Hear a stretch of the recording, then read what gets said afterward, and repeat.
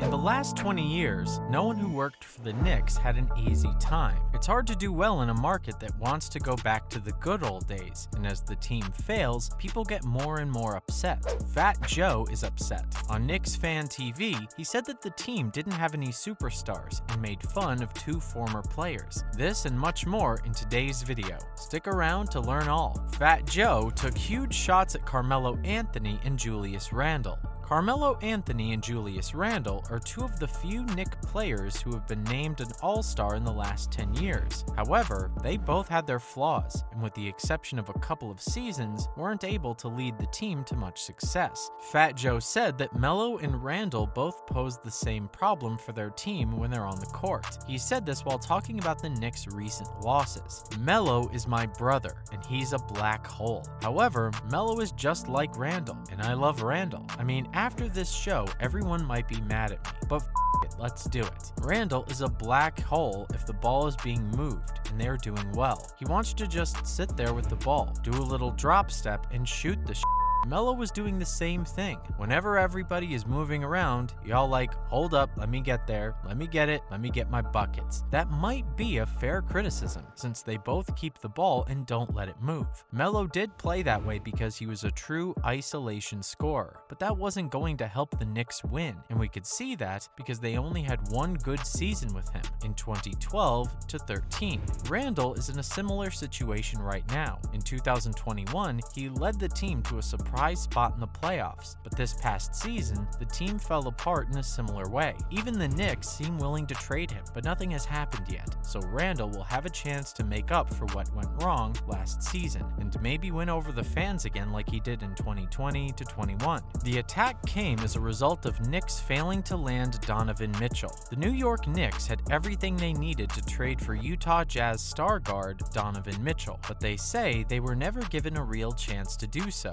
Stefan Bondi of the New York Daily News said that the Knicks did not feel like they got a fair shake in their talks with the Jazz. Executives in New York reportedly thought that their offers, which included R.J. Barrett and several first-round draft picks, were better than what Utah got from the Cleveland Cavaliers. Mitchell was traded to the Cavs for Colin Sexton, Lauri Markkanen, Ochai Agbaji, 3 unprotected first-round picks, and 2 pick swaps. Before Danny Ainge agreed to Cleveland's offer, the Knicks were never given a chance to make a last offer. There have been a lot of reports that the way the Jazz played shocked the Knicks. It's possible that the Knicks are leaking all of this information to try and make up for yet another failed attempt to sign a star player. One idea is that Ainge and other Jazz executives wanted to get back at the Knicks for what they did during the playoffs. Another reason is that Ainge likes Sexton more than Barrett and would rather build a team around Sexton. No matter what happens, the Knicks have to look for other ways to move forward. They haven't been able to get any of the top free agents they've tried to get in the past few years, and now those problems have spread to the trade market. He isn't the first player the Knicks have failed to acquire over the years. Here are other superstars Knicks missed out on. First, Kevin Durant. Kevin Durant was the final player the Knicks lost in 2019, and he may have been the most significant player they parted ways with. Because he was the Knicks' most important free agent target during that offseason, team president Stephen Mills decided to make room for him by trading Kristaps Porzingis in February of that year. This allowed the Knicks to sign a superstar player. Later on, Kevin Durant stated that he had no interest in signing with the Knicks, which was unfavorable information for the team. He went so far as to say that he was turned off by the prospect of rescuing the Knicks and that he did not trust the front office to provide him with the appropriate players. Naturally, Durant left to play for the Nets in the other borough of Brooklyn, which is where things have been, to put it mildly, challenging.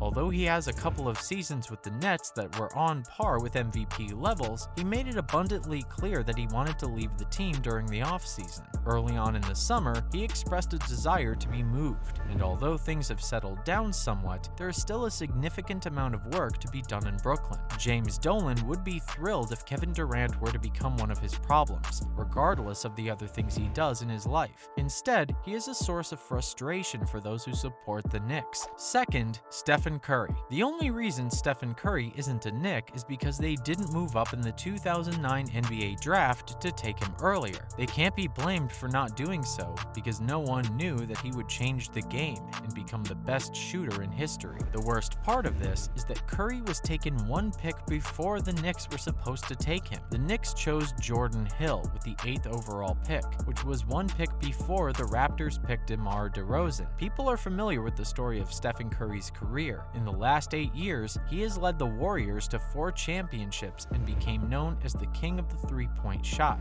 Jordan Hill only played for the Knicks for 24 games before he was part of a 3-team deal that sent the old and often injured Tracy McGrady to the Knicks. Hill was out of the league after just 8 years, and McGrady only played for the team for 24 games before moving on and getting ready to retire. Third, LeBron James. LeBron James was made freely available for the first time in his entire career during the summer of 2010. The Knicks, as they always do, had the mindset that there was a good chance that they could convince the superstar to play for them in New York. The meeting that James Dolan had with LeBron James during that summer will go down in history as one of the worst decisions that he made as the owner of the Knicks. They did a poor job of running the meeting. In their presentation, they gave it their all, but they failed to show any long-term objectives regarding basketball. This irritated James to such a degree that he declined the opportunity to meet with the Knicks a second time before signing with the Heat.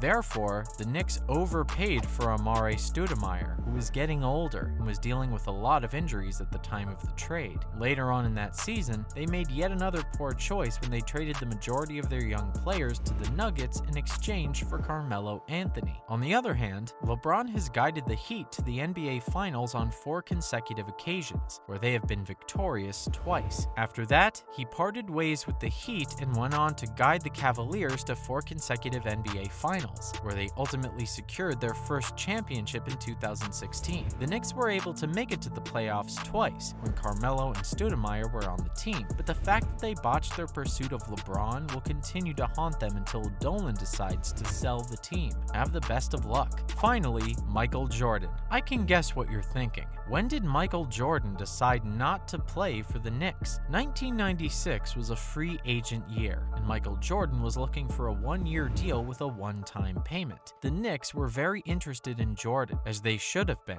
and Jordan was giving the idea a lot of thought. He was good friends off the court with Knicks center Patrick Ewing, and NBA Commissioner David Stern gave the Knicks an extra $15 million to try to lure Michael away from Chicago. The Knicks were going to give Jordan a $25 million contract, and the Bulls had an hour to match it. So they gave Jordan $30 million, and the rest is history. After beating the Knicks in the regular season and playoffs for years, it's crazy to think that Jordan almost quit and joined them. Instead, he went back to the Bulls and helped them win 2 more titles, giving them a total of 6 championships in the 1990s. Once Jordan retired in 1999, the Knicks would make it to the finals and be a contender for 1 or 2 more years. Since then, they haven't been back to the finals. If Jordan had played for the Knicks, I have no doubt that he would have won at least 1 title for them. Instead, the Knicks still want that hard-to-get finals win that they have been trying to get for 50 years. Well, that's all for today, guys. Thanks for sticking around till the end. Till next time, cheers.